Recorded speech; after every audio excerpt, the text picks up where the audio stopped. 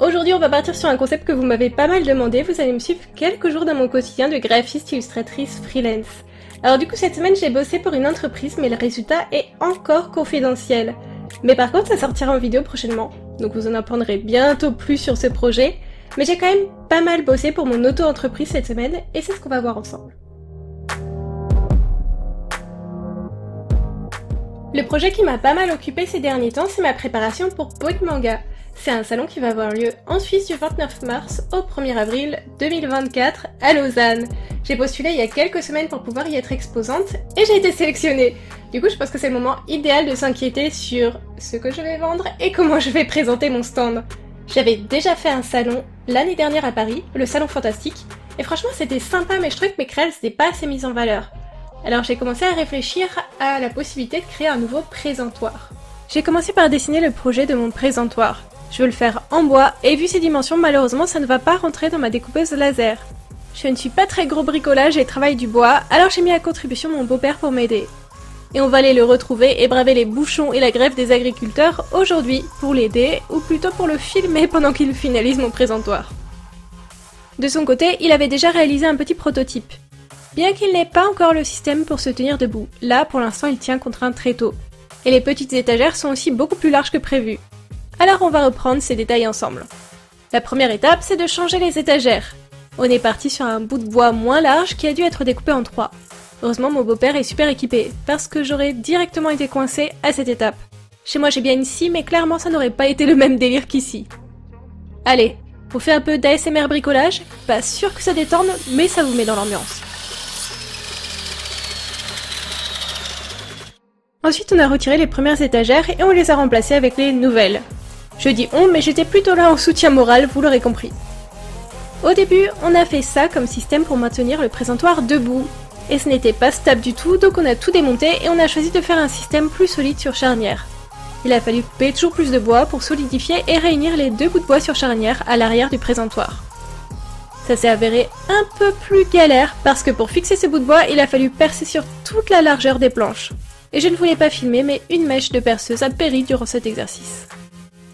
Honnêtement, je pense qu'on a perdu un peu de temps en changeant le système de maintien debout du présentoir. Alors avec le premier système, le présentoir il tenait debout, mais en fait quand on appuyait sur le haut du présentoir, il basculait en arrière. Et dans un salon comme Polymanga avec autant de monde et autant de passages, c'est sûr que ça allait arriver au moins une fois. Et puis, pour être honnête, le nouveau système sur charnière, il est aussi beaucoup plus pratique pour le ranger et le déplacer, donc je pense que ça en valait la peine. En repartant de chez mon beau-père, j'ai fait un crochet par Rougier et Play. Le but c'est de me trouver du gros ruban de masquage et une baume de peinture pour finir le présentoir. Et j'avoue, je me suis laissée un peu distraire, forcément, c'est le cas à chaque fois que je vais dans une boutique d'art. J'ai trouvé de jolis carnets de croquis cousus main. J'adore tout ce qui est réalisé à la main, mais je n'en ai pas besoin, j'ai déjà une belle collection à la maison, donc j'ai reposé ça sagement. Après, je suis tombée sur un kit de sérigraphie, j'adorerais tester ça en vidéo un jour sur des tote bags ou des t-shirts. Si ça vous tente, dites-le moi en commentaire. Dernier trouvaille, un kit de cyanotype qui a aussi une technique que j'ai envie de faire en vidéo avec vous. Bon, il faut quand même un jour acheter ce dont j'ai besoin. 15 € la baume de peinture et 10 € le ruban de masquage. Vu le prix, j'ai changé d'avis, tout reposé et je suis partie rapidement. Et j'ai recommencé l'expérience au magasin Action. 1,69 € le ruban de masquage et 3 € la baume de peinture, ça me paraît quand même plus raisonnable. Du coup, retour à la maison, un petit câlin à Sir Grayson et j'ai sorti le ruban de masquage pour protéger mes petites étagères que j'ai envie de garder en bois brut. Il fait nuit et je n'ai pas envie de m'asphyxier à l'intérieur et de repeindre tout mon bureau en noir, alors j'ai attendu un jour de plus pour passer à l'étape de la peinture.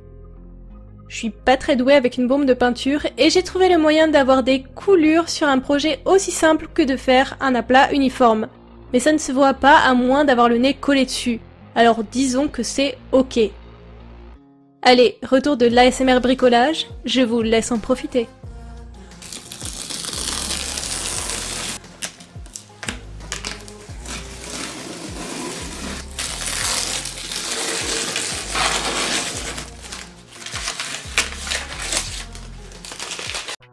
Et voilà, enfin le résultat final de mon présentoir. Je remercie encore mon beau-père sans qui je n'aurais jamais réussi à faire aussi bien. Maintenant j'ai trop hâte de mettre en place tout mon stand et de voir ce que ça donnera avec le présentoir. J'ai fait des petits croquis préparatoires de mon stand dans les bonnes dimensions pour réussir à me projeter. C'est une configuration un peu particulière en angle droit avec 2 tables. Alors j'ai décidé qu'il y aurait vraiment une table dessin, avec mes originaux, mes prints, stickers, livres de coloriage et tout ça, et que la deuxième table serait réservée à mes émas et peintures sur bois.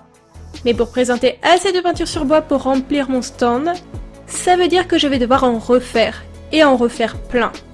Et ça prend un temps fou, du coup j'ai décidé de reprendre certains des designs que vous avez aimés et de les graver directement sur mes planches de bois avant de les peindre à la main. Clairement ce n'est pas plus rapide que de les dessiner à la main, vu que là on est à 75% du travail de gravure fait et ça fait déjà bien 45 minutes que la machine tourne. Mais disons que ça me permet de travailler sur autre chose pendant ce temps-là, et c'est toujours ça de gagner. Et puis le résultat est juste parfait, hyper propre, ça fait une bonne base pour la peinture. J'ai quand même décidé de refaire des designs complètement inédits, alors j'ai dessiné plein de champignons et de citrouilles. Ils seront aussi en vente mais ils feront également une belle déco pour le stand. Je veux les faire plus petits que mes émas habituels et donc les vendre moins cher pour avoir des petits produits d'appel plus accessibles sur mon stand. Je vise le petit achat coup de cœur.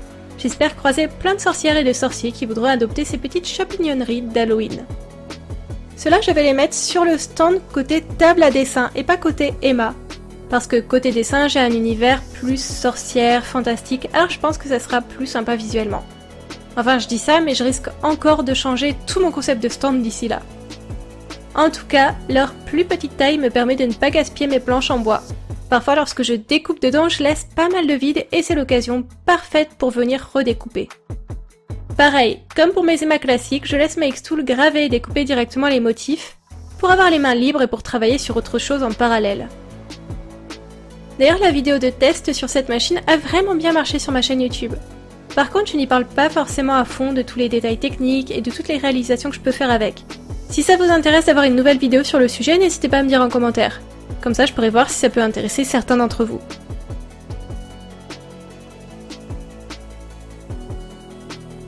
Par contre, une fois le bois découpé, on revient au travail à la main. Avant de peindre, je suis obligée de passer une couche de gesso transparent sur tous mes supports pour que la peinture réagisse bien au contact du bois. C'est un peu contraignant car il faut que ça sèche bien 12 à 24 heures, donc vous avez intérêt à prévoir le coup en avance. Vous remarquez que j'ai découpé pas mal de petits émas en forme classique que j'ai laissé vierges. Et ce n'est pas pour les dessiner et peindre moi-même, en fait j'aimerais bien réaliser des petits ateliers sur mon stand à Polymanga. Je voudrais que les gens que ça intéresse puissent s'inscrire et venir s'asseoir avec moi sur mon stand pour dessiner et peindre leur propre émas. Je ferai payer l'atelier bien sûr, mais ça sera moins cher qu'un des émas que j'aurais peint moi-même. Et je fournirai les conseils et tout le matériel. Je me suis dit que ça serait une activité sympa à faire découvrir et ça me permettrait de vraiment échanger avec les gens. Je ne sais pas ce que vous en pensez, mais perso quand je vais à la Japan Expo avec Sab, j'ai tendance à m'inscrire à tous les ateliers que je vois sur les stands. Et ce petit ADEMA n'est que le début de tout ce que je dois réaliser pour mon stand. C'est pour ça que j'essaye de m'y prendre vraiment en avance. En plus, il faut tout peindre à la main. C'est la galère, super chronophage et répétitif. Franchement, j'espère au moins réussir à en vendre quelques-uns. Je vais faire plusieurs exemplaires de chaque modèle, mais je vais essayer de les peindre avec des couleurs différentes à chaque fois, pour que chaque émas soit unique. Je les peins tous en même temps. Je fais d'abord toutes les feuilles, puis toutes les fleurs, puis tous les personnages, etc. Ça me permet d'avoir l'impression d'avancer plus vite vu que tout est commencé en même temps. Puis ça me permet aussi de ne pas me lasser à force de passer des heures sur le même dessin.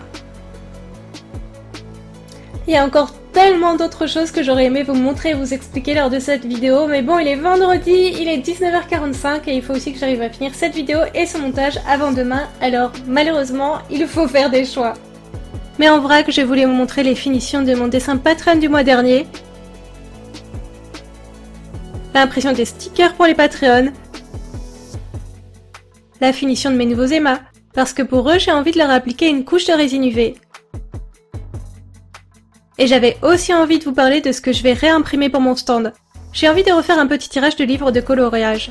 Ça sera sous ce format-là, mais avec les 15 sorcières de mon livre de coloriage Sorcières et familiers. J'hésite aussi à en imprimer un deuxième pour les 15 familiers. Je ne réimprimerai plus jamais ce livre de coloriage sous sa forme Ulule. Mais des petits cahiers pour ceux qui seraient passés à côté, ça me semble être une chouette idée. En tout cas, ça m'a vraiment fait plaisir de partager mon quotidien avec vous, même si ça m'a fait un peu bizarre de tourner une vidéo sans avoir un projet artistique que je réalise de A à Z, mais j'espère que ça vous a quand même plu. Dites-moi tout ça en commentaire et moi je vous dis à bientôt!